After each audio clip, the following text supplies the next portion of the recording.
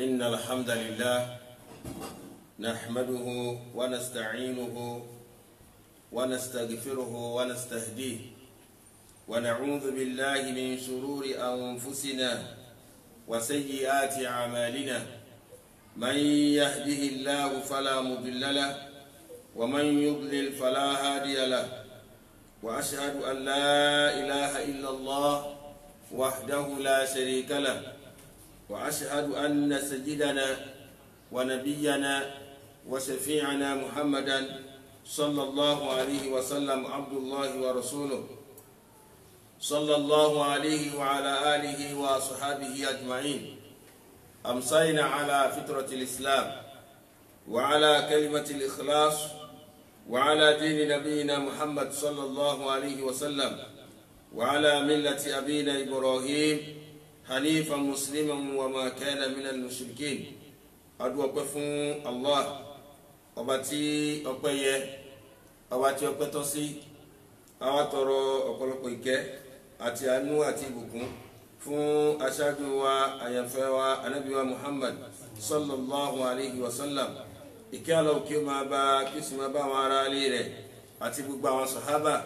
títí fi kan gbogbo àwọn ẹni tí wọ́n máa tọpasẹ̀ rẹ̀ ní ti òdodo fi di ọjọ́ ìgbédìde alkiyama. Àdápadà orí ọpẹ́ àti as-salat kí Allah subhanahu wa ta'ala máa ṣe fún wa. Àwa kíra wa pé kí a káàbọ̀ sí ètò wa ní dédé àsìkò yìí. Ètò wa níbi tí a ti gbé ṣàlàyé fún wa nípa at-tawhid. Kó tó lè di pé a máa tẹ̀síwájú, a fi àsìkò yìí báyìí a fi tọrọ káfàrà lọ gbogbo àwa jàmáà pé ká má bínú pé aago márùn-ún la dá, aago mẹ́fà ti kọjá kó tó lè di pé aláǹfààní láti lè máa gbọ́hùn ara wa. Orí tá a pàdé òun náà ni ó jẹ́ kí a pẹ́ kí Allah subhanahu wa ta'ala kí ó mọ́ṣẹ́ ìsan wa ní ẹ̀san tí ó lóore kí ó sì jẹ́ abá níbi gbélére wala la hawla wala quwwata illa billahi al-aliyyil azim. Gẹ́gẹ́ bí ọ̀rọ̀ tí a bá bọ̀ nípa ìmánì léyìí tí a ń ṣàlàyé fara wa nípa àwọn àmì ìgbàgbọ́ lára ọmọ èdè ènìyàn. Tá jẹ́ kó yẹra pé nínú àwọn àmì àkọ́kọ́ tá a lè fi mọ̀ pé èdè ènìyàn nígbàgbọ́, tá a lè fi mọ̀ pé tawhid èdè ènìyàn ó dúró dáadáa, òun náà ni kí Allah subhanahu wa ta'ala àti òjíṣẹ́ rẹ̀ kó jẹ́ ẹni tí ẹni ọ̀hún yóò nífẹ̀ẹ́ sí ju gbogbo nǹkan lọ, tí nǹkan kan ò tún ní ráyè tí ó gba wájú lọ́kàn rẹ̀ ju Ọlọ́run àti ànábì wa Muhammad sallallahu alaihi wasallam. Tó yẹ pé nígbà títí Ọlọ́run bá délẹ̀, títà ànábì délẹ̀, títí ẹ̀ náà délẹ̀, títà àwọn ọmọ délẹ̀, tìyàwó délẹ̀, títẹ̀bí délẹ̀, tìyá délẹ̀, tí bàbá délẹ̀, yóò kọ́kọ́ gbé tọ́lọ́run bá ṣáájú, yóò sì gbé tànábì náà ṣáájú. Ẹni tí tọ́lọ́run bá gba wájú, títí ànábì náà gba wájú lọ́dọ̀ rẹ̀ lérí gbogbo nǹkan nínú àmì ìdánimọ̀ pé ẹni bẹ́ẹ̀ ṣe kí ni onígbàgbọ́ òdodo ni. Ǹjẹ́ ìwọ tó ṣe ká ní pé nǹkan míì tó ń gba wájú fún ẹ lẹ́yìn tọ́lọ́run ọba, ṣáájú tọ́lọ́run ọba àti ṣáájú tí ànábì mọ̀ pé eléyìí báyìí àbùkù ní ìgbàgbọ́ rẹ ò tí ì débi tó yẹ kó dé, ò tí ì ní ìgbàgbọ́ léyìí tá à ń ṣàlàyé fara wa. Tàwhídì ò tí ì dúró dáadáa, torí gbogbo náà la gbọ́ ní hadithi tá a fi kẹ́yìn ọ̀rọ̀ wa ní ọjọ́ sátidé tó kọjá nígbà tí Sayyidina Umar radiyallahu anhu tí ó sọ fún ànábì Muhammad pé sallallahu alaihi wasallam pé òun nífẹ̀ẹ́ sí, òun fẹ́ràn rẹ̀ ju gbogbo nǹkan lọ àyàfi ẹ̀mí tòun nìkan. Ànábì sọ pé láà ìrẹ́ Umar, rárá kò rí bẹ́ẹ̀, títí ó fi nífẹ̀ẹ́ mi ju gbogbo nǹkan lọ àti ju ẹ̀mí ara rẹ̀ lọ ni Umar ṣẹ̀ṣẹ̀ tó wá gbọ́rọ̀ ibà lẹ́nu ànábì pé mo nífẹ̀ẹ́ sí ẹ ju gbogbo nǹkan lọ títí fi kẹ́ ẹ̀mí mi. Ànábì sọ fún pé sallallahu alaihi wasallam pé al-an tamma imanuka, pé nísìn náà ni ìmánì ẹ ṣẹ̀ṣẹ̀ dúró. Ànábì sọ bẹ́ẹ̀ fún ànábì sọ bẹ́ẹ̀ fún Sayyidina Umar radiyallahu anhu. Náà ló fi jẹ́ pé gbogbo bàtà bá wà, a wà níbi ọjà wa ni, tákòkòrò bá tó yẹ inú tọ́lọ́run bá pè wá sí, a fi wúlẹ̀, a lọ yanjú tọ́lọ́run. A wà pọ̀ láwọn òbí wa ní tọ́lọ́run wa lẹ̀, a fi tiwọn lẹ̀, a lọ yanjú tọ́lọ́run. Àwọn òbí wa ń pè wá sí pé ká lọ ṣẹbọ, a fi tiwọn lẹ̀, a lọ ṣe tọ́lọ́run bá. Gbogbo ohun tó lè máa dé wá bá wa títọ́ Ọlọ́run bá ti wálẹ̀ tó jẹ́ aláṣẹ àkọ́kọ́ ayé, dáṣẹ kan ò tún lè dúró lẹ́gbẹ̀ẹ́ àṣẹ rẹ̀ àṣẹ kan ò tún lè máa gbé pẹ́lí lẹ́gbẹ̀ẹ́ àṣẹ rẹ̀ tí àṣẹ kan ò tún lè dúró wájú àṣẹ rẹ̀ òun náà ni àṣẹ Allah subhanahu wa ta'ala bá àṣẹ rẹ̀ bá ti wá lẹ̀ kò tún sí kankan táàtù ṣe kíni táàtù ṣe máa kọjá ohun tí àṣẹ tó bá pa náà ló fi jẹ́ pé Al-Qur'an náà sọ fún wa pé nígbà tó sọ ká máa ṣe dáadáa sáwọn òbí pé wa qada rabbuka alla ta'budu illa iyyah wa bil walidayni ihsana pé Ọlọ́run bá lóun ti pinnu òun sì ti ṣe bẹ́ẹ̀ pé bẹ́ẹ̀ náà ni ó máa rí kẹ má sí nǹkan míì má lẹ́yìn mi Ọlọ́run bá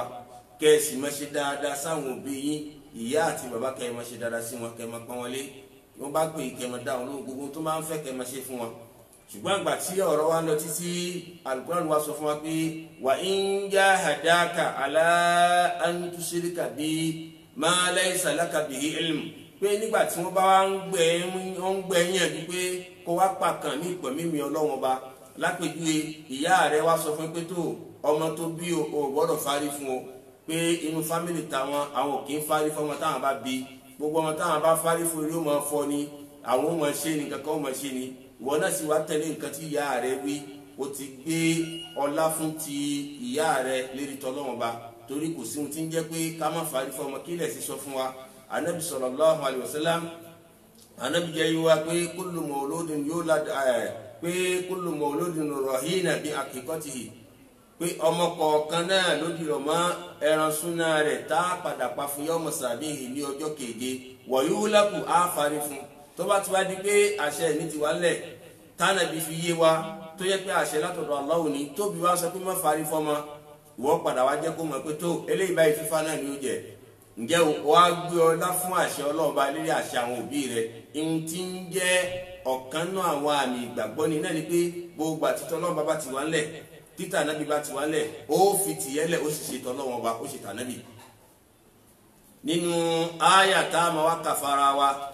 níwájú tí ó máa jẹ́ àpèjúwe dáadáa fún wa táwa náà fi rí pé tó àwọn ọ̀kan tí ń ṣiṣẹ́ tẹ́lẹ̀ tó ń sì ti gbáwájú níbi iṣẹ́ gẹ́gẹ́ bí ọ̀kan náà sàhábíyà tá a mọ̀ ní Zainab radiyallahu anha nígbà tí ànábì rí Zainab ó jẹ́ ẹ̀kan tí ànábì fẹ́ràn ànábì sùtú gba ọmọ kan tó tá à ń pè ní Zaid yìí báyìí ànábì wá kọ inú ìfẹ́ sí Zainab pé kó padà fẹ́ Zaid pé ó wù ú pé kó fẹ́ Zaid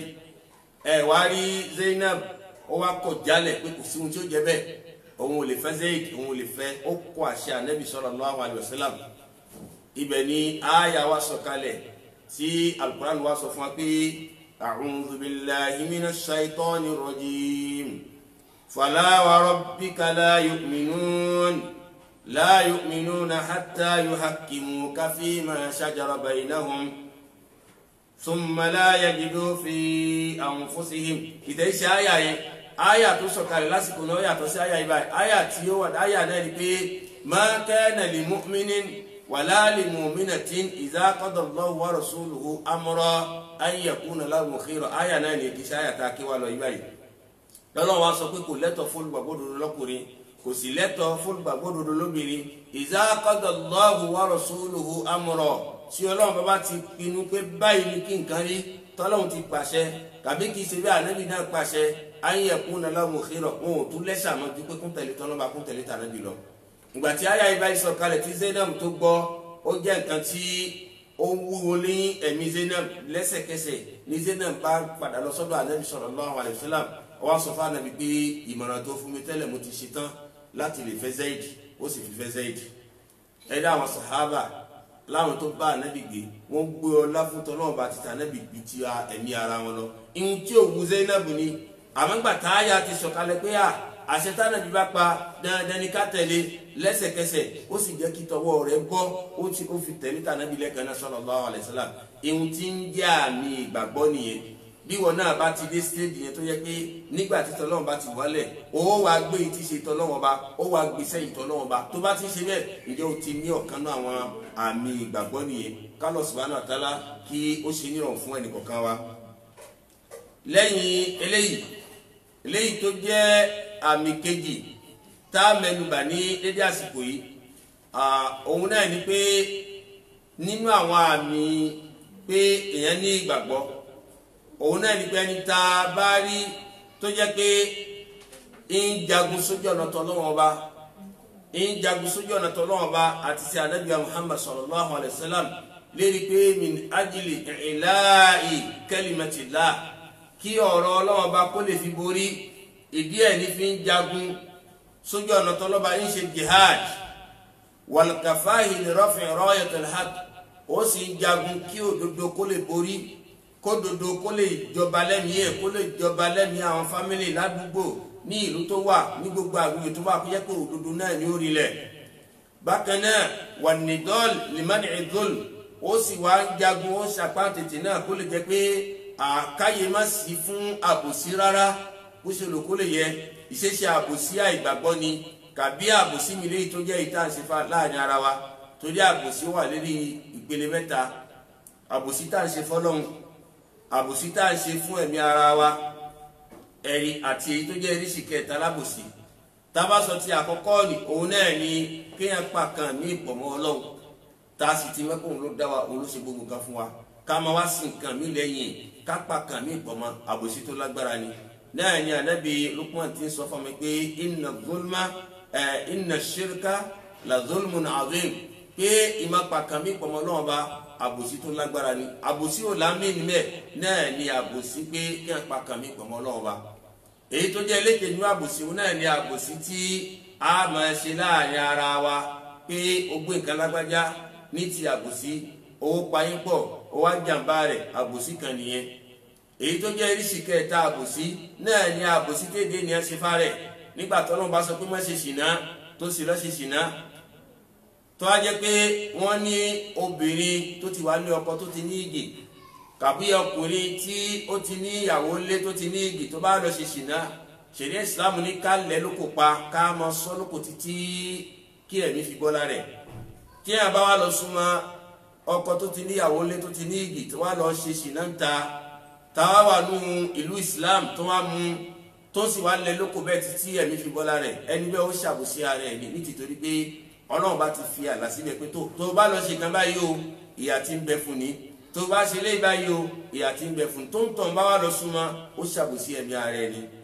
kàbí kìí ṣe bẹ́ẹ̀ Ọlọ́run ni ẹ má mutí wà lọ súnmọ́ ọtí àwọn tó jẹ́ àwọn ìyà kàbí tó jẹ́ àwọn ìfúnpinpin kàbí tó jẹ́ àwọn ìlérí tọ́nà bá ṣe bẹ́ẹ̀ tó bá lọ tó sí ọ mọ́pọ̀ náà ló ṣe àbòsí ẹ̀mí ara rẹ ìjẹ́ ká máa ṣe jihad kí àbòsí kó má bàa ráyè rárá tàbí kìí ṣe bẹ́ẹ̀ wal fasadu fil ard ká máa wá ṣe jihad kó lè jẹ́ pé kí gbogbo ohun tí ń jẹ́ ìbàjẹ́ gbogbo ohun tí ń jẹ́ ìyapa gbogbo ohun tí ń jẹ́ nǹkan tí ń da ewu kó má lè ráyè mọ́ wọn ni eléyìí báyìí bàbá tí ráwọn tí ń ṣe léyìí nì lérí pé ń ṣe jihad kí ọ̀rọ̀ Ọlọ́run bá kó lè lékè ń ṣe jihad kó lè jẹ́ pé òdodo ni kó lékè ń ṣe jihad kábòsí má ráyè ń ṣe jihad kí ìbàjẹ́ má ráyè ẹ̀rí pé gbogbo ẹni tí bá ń pèpè sí di nǹkan nì tí sì ń ṣe jihad lérí nǹkan tá a sọ ni ẹ padà rí kẹrí bẹ́ẹ̀ òun náà ti wà lérí ọ̀nà rẹ̀ ni èèyàn kan ò sì lè máa ṣe tí ìbá ṣe ń tí nǹkan bẹ́ẹ̀ ti jókòó lára ẹ̀ tóun náà máa wá bí ó ṣe wá rinlẹ̀ náà lẹ́fi rí pé nínú alukur'an lọ́pọ̀ ọ̀gbà náà ni bí alukur'an bá sọ̀rọ̀ nípa imani ń tètè máa gbé jihad wá torí pé tí imani ò bá jókòó nínú àwọn nǹkan tá a fi mọ̀ pé imani jókòó lára ẹni náà ni jihad inú jihad náà ni al-amru bil ma'ruf wan nahyi 'anil munkar ká máa fòrò ara wa sí di dáadáa tí bá ní nǹkan tó dáa kíkọ́ ọmọlàkejì mi sí pé èyí báyìí dá wá ṣe èyí báyìí dá tàbí kìí ṣe bẹ́ẹ̀ kiri pé tàbá ṣàdúrà báyìí Ọlọ́run bá máa ṣìkan báyìí fún ni tàbí kìí ṣe bẹ́ẹ̀ Ànábì ní àsìkò báyìí ká ṣìkan báyìí òun tó ń sì máa kó wájú rẹ̀ fún tàbí kìí ṣe bẹ́ẹ̀ orí ọ̀nà tó lè gbà tó lè fi là tó yẹ pé ọ̀nà tóun náà fi lówó ọwájú ọ̀nà náà fún òun fòrò ẹ̀ síbi dáadáa ni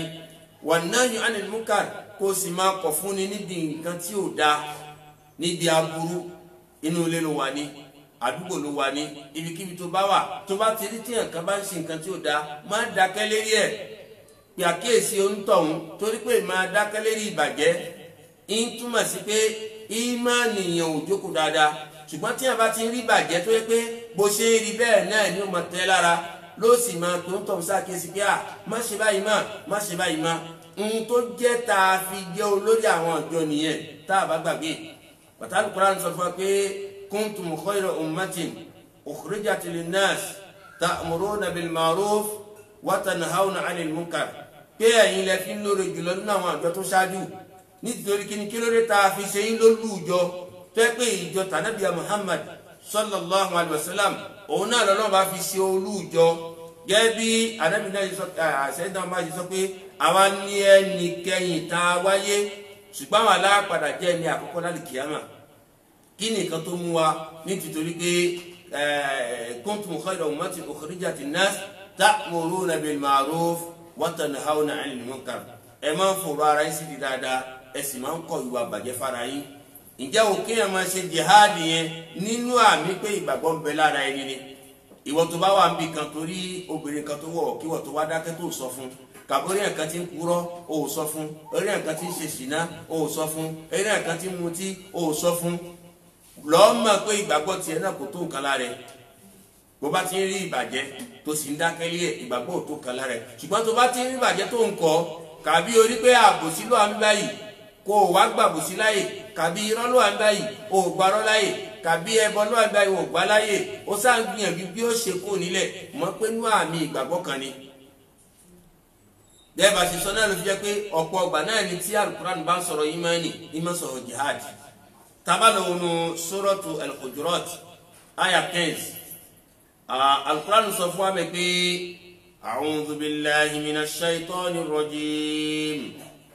innamal mu'minuna alladhina amanu billahi wa rasulihi thumma lam yartabu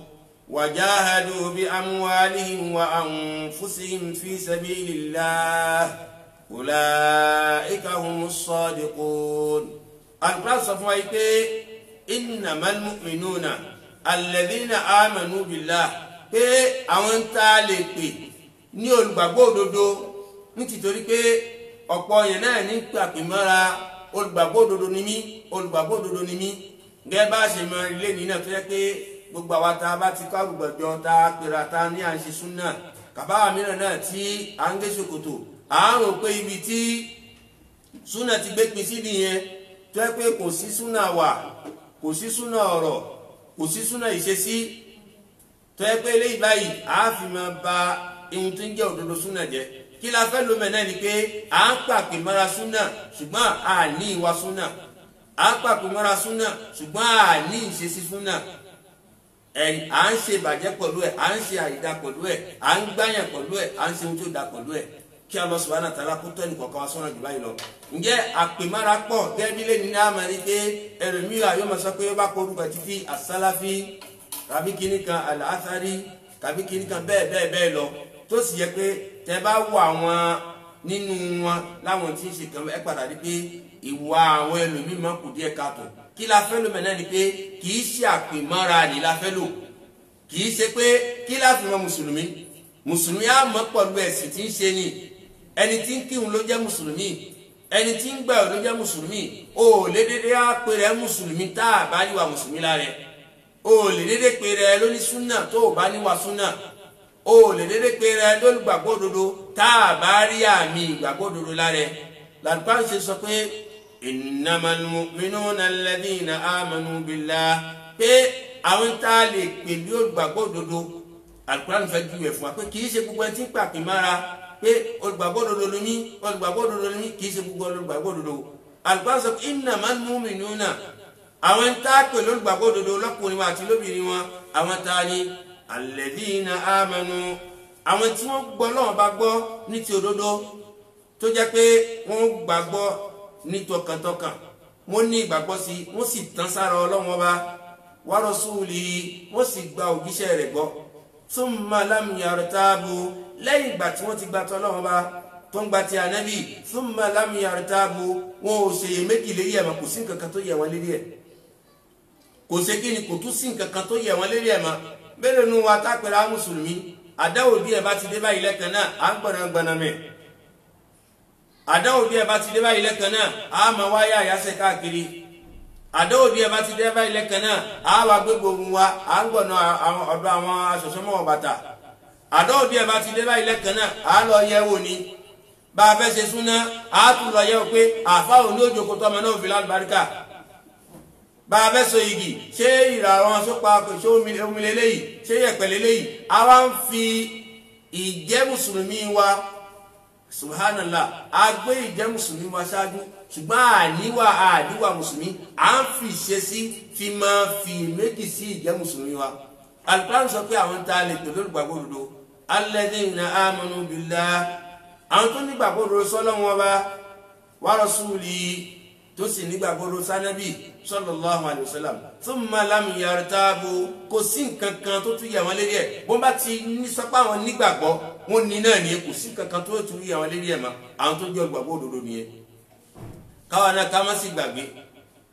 tó jẹ́ pé Al-Qur'an sọ fún wa pé ahasiba an-nasu an yaqulu amanna wa hum la yuftanun pé sáwọn ènìyàn ṣé wọ́n máa sọ lẹ́nu pé amanna pé àti olùgbàgbọ́ òdodo olùgbàgbọ́ òdodo ni wá agbọ́lọ́gbàgbọ́ ṣé àwa dúró lérí gbólóhùn yìí nìkan tẹ́ ẹ̀ máa sọ fún wa ahasiba an-nasu an yaqulu amanna wa hum la yuftanun tá à ní kó àwọn ìbànújẹ́ kan sí gbèsè ayé yín tá à ní gbé nira wá tá à ní gbé ìbànújẹ́ wá tá à ní gbé ìfúnpinpin wá tá à ní pọyín lọ́mọ à ní payín láya à ní payín níyà à ní gbaṣẹ́ lọ́wọ́ yín à ní kẹ́ má lọ́kọ à ní kẹ́ má rọmọ bí bẹ́ẹ̀ lọ láti lè fi wo ìgbàgbọ́ yín ló tó sáà ní ṣe bẹ́ẹ̀ fún yín ni rárá o wala qad fatanna alladhina min qabli àwọn tó ṣáájú ní àmì ìgbàgbọ́ tiwọn náà o ntọ́lọ̀ fi máa ń mọ̀ pé yẹn nígbàgbọ́ òdodo náà ni pé yóò wá gbé àwọn àmì wò kan sí kíyà rẹ yóò máa wò ẹ́ pé kí ló fẹ́ ṣe ara wo ló fẹ́ dá kí ló fẹ́ ṣe ntọ́lọ̀ fẹ́ wò nìyẹn ara wo ló fẹ́ dá kí ló fẹ́ ṣe lẹ́yìn ìgbà tó sọ́kùn nígbàgbọ́ òdodo yá ẹ má bá mi fi àdánwò fìtì ẹ má kó fìtì náà bá kí n lè wò pé ṣé yóò dúró làgbọ́n àti sọ pé àwọn tó nígbàgbọ́ òdodo sọ́nà wọn bá ní àti òjíṣẹ́ rẹ̀ tó mọ̀ kí ni lámìyà rẹ̀ káàbò kò sí nǹkan kan tó yẹ wọn lérí ẹ̀. Al-Qur'an wa lọ títí Al-Qur'an wa sọ fún wa pé nígbà tí nǹkan kan ò yẹ wọn lérí ẹ̀ wajahadu bi amwalihim wọn wá ń jagun sójú ọ̀nà tọ́lọ́wọ́n ọba bí amwalihim wọn láwọn dúkìá wọn ilé wọn wọ́n filẹ̀ fọlọ́wọ́n ọba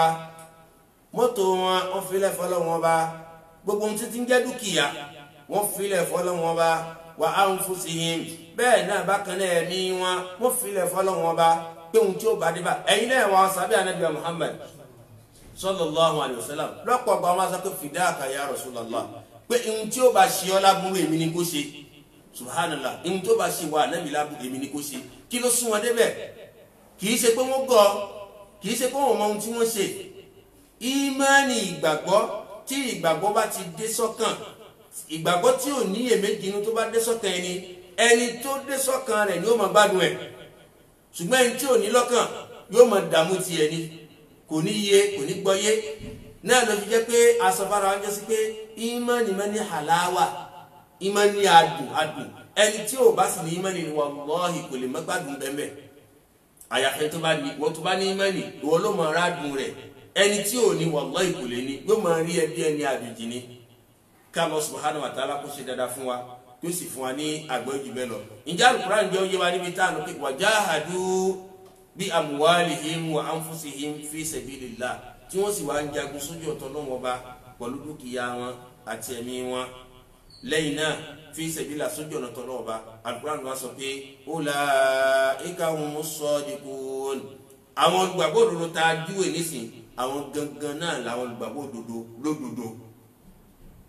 àwọn gangan náà ni olùgbàgbọ́ lódodo ẹni máa yà pé wajahadu bí amwalihim wa anfusihim wọ́n sì ń jagun sọ́nà tó náà bá pẹ̀lú dúkìá wọn àti ẹ̀mí wọn náà ló fi jẹ́ pé àmì ní pé a nígbàgbọ́ lódodo ìmánì bẹ lọ́kàn wa a ní tawhid náà ni pé ká rẹ́dì fún jihad ní gbogbo gbà tí jihad bá ti dé jíjẹ jihad ìdánìkan ò jihad pé ọ̀rọ̀ ẹ̀sìn báyìí báwo ni ó ṣe rinlẹ̀ lọ́kàn tiwa náà báwo ni ó ṣe rinlẹ̀ lọ́kàn àwọn ọmọ wa àwọn aya wa báwo ni ó ṣe rinlẹ̀ nínú fámìlì wa báwo ni ó ṣe rinlẹ̀ ládùúgbò wa báwo ni ó ṣe rinlẹ̀ nínú ìlú ta wa báwo ni ó ṣe dọ́kàn mùsùlùmí kọ̀ọ̀kan ó gbọ́dọ̀ máa jẹ́ ìjà tá a gbọ́dọ̀ máa jà lójoojúmọ́ kò gbọ́dọ̀ jẹ́ nǹkan tá a wà káwọ́ gbéra tá a ní ètè mi bá ti ń kírun ti dání rárá torí pé àwọn ègún lọ ń bọ̀ wọ́n ní bá gba iná gbá kẹ̀kẹ́ tí wọ́n bá káwọ́ gbéra tí wọ́n ń ṣẹ̀sìn táwọn tó ń gbẹ́sìn yìí nígbà tó bá bá wàhálà bá dé bá wàhálà náà ní ó mú wọn náà lọ kọ́lọ́n kó ṣe dáadáa fún wa kí ó sì fún wa ní àgbọ́yé jù bẹ́ẹ̀ lọ àsìkò náà ti lọ nítorí pé àti pé ká tó bẹ̀rẹ̀ ṣùgbọ́n a ka àyà kan fi kún kó tó lè di pé a dá ọ̀rọ̀ tèmi dúró lẹ́yìn ọ̀rọ̀ jihadi báyìí tá a sọ pé ń bẹ nínú àmì ìgbàgbọ́ òun náà lẹ́fi rí pé àwọn sàábì ànábì Muhammad sallallahu alayhi wa sallam nígbà tí ó bá ti sọ pé ó yá pé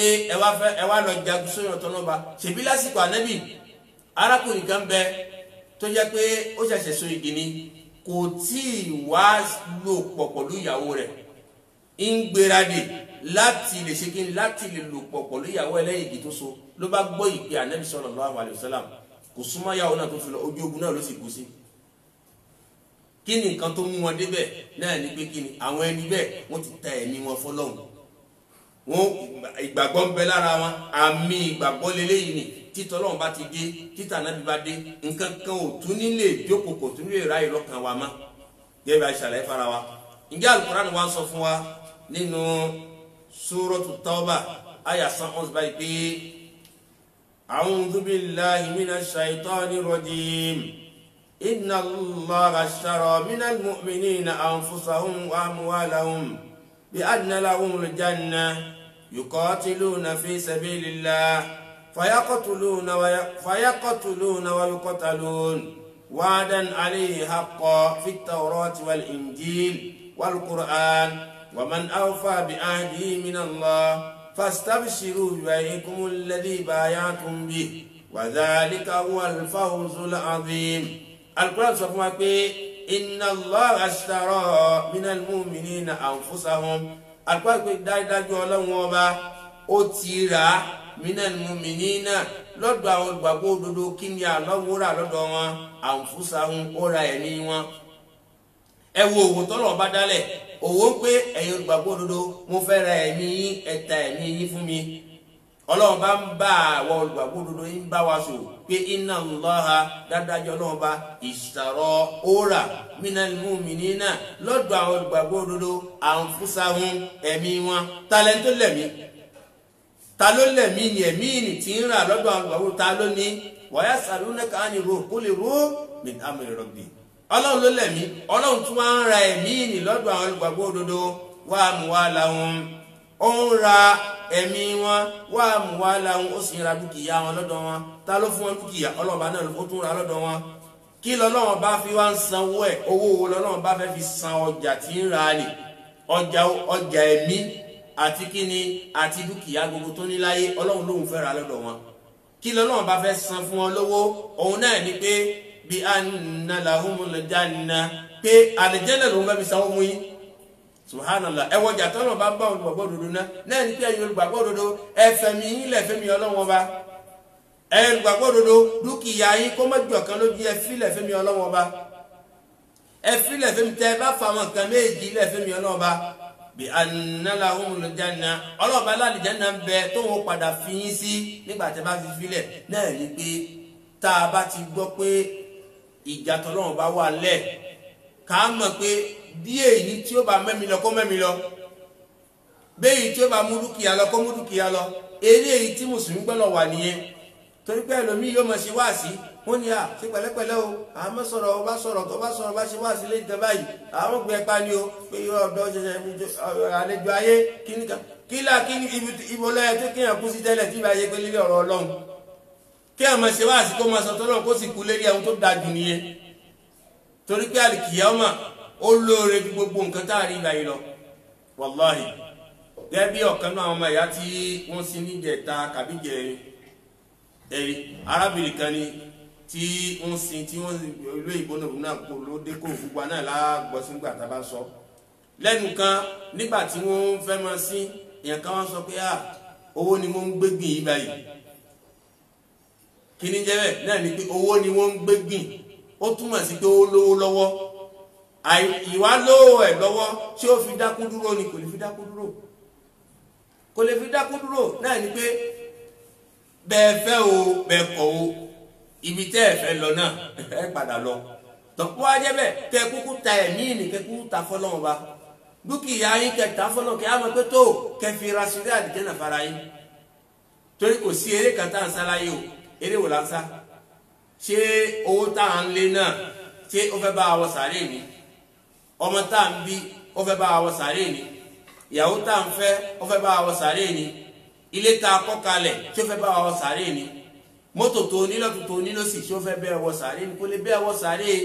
ìwọ nìkan gédé báyìí tó bá ti bọ́lẹ̀ báyìí gédé báyìí ló gbé ẹgẹ́ bí arábìnrin kan tí wọ́n tún lọ sí lánàá ẹni tó yẹ kó òun náà lógun kẹ̀kẹ́ fi lọ́wọ́ kan náà àwọn ọmọ ya rẹ̀ nígbà tó yá ó rẹ̀ mí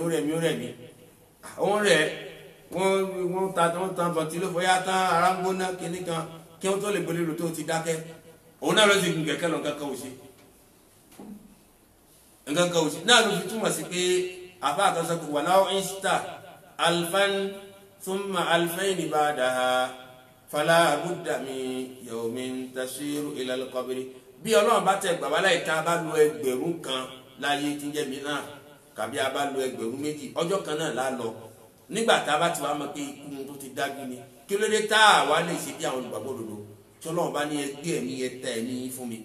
kẹsì táwọn olùkẹ́ ẹ̀ta fún mi ọlọ́ba ìhànálàhùn olùjáná pé tẹ bá ti ṣe bẹ́ẹ̀ èmi ọlọ́ba mo ti rẹ́dì láti lè fi yín sáré Jánnà àwọn ẹni bẹ́ẹ̀ náà làwọn ta ni yuqatiluna fi sabilillah kí wọ́n máa jagun sóyún ọ̀tọ̀ lọ́wọ́ bá fayaqtulun nígbà tó bá ń jagun ni àwọn máa ń pààyàn wa yuqtalun bó bá ṣe ń pààyàn wọ́n máa ń pa wọn náà wọ́n máa ń pa wọn àwọn náà máa ń pààyàn subhanallah subhanallah ẹ wo ọ̀rọ̀ tó náà bá sọ ọlọ́ọ̀bá náà mọ̀ pé jihad ti ń bẹ́lẹ̀ yóò padà já sí kú ẹ mẹ́wàá o ti kú kẹfà sẹ́yìn bẹ́ẹ̀ ṣe ń pààyàn bẹ́ẹ̀ náà ló máa pẹ̀yìn náà ẹ máa wò yín ní kẹfà sẹ́yìn kẹ lọ́ mọ̀ pé nígbà tẹ ẹ bá pààyàn àwọn wọ̀ náà nígbà tó bá pẹ̀yìn ẹ̀yìn wà lẹ́dẹ́ náà ìhun tẹ gbọ́dọ̀ máa wò nìyẹn wa'dan alayhi haqqan ọlọ́run ní ọ̀rọ̀ tá a sọ ibà yìí o pé àdéhùn ni o àdéhùn òdodo ní tòsí níyẹ̀ fún gbogbo ẹni tó bá ta ẹ̀mí rẹ̀ fọ́lọ́wọ́n bá tó ta dúkìá rẹ̀ fọ́lọ́wọ́n bá pé àlìjẹ́nà yóò padà wọ̀ ọ̀rọ̀ ní tiwa ti pẹ́ fi Tawrat ń bẹ nínú Tawreta ta fún anabi Musa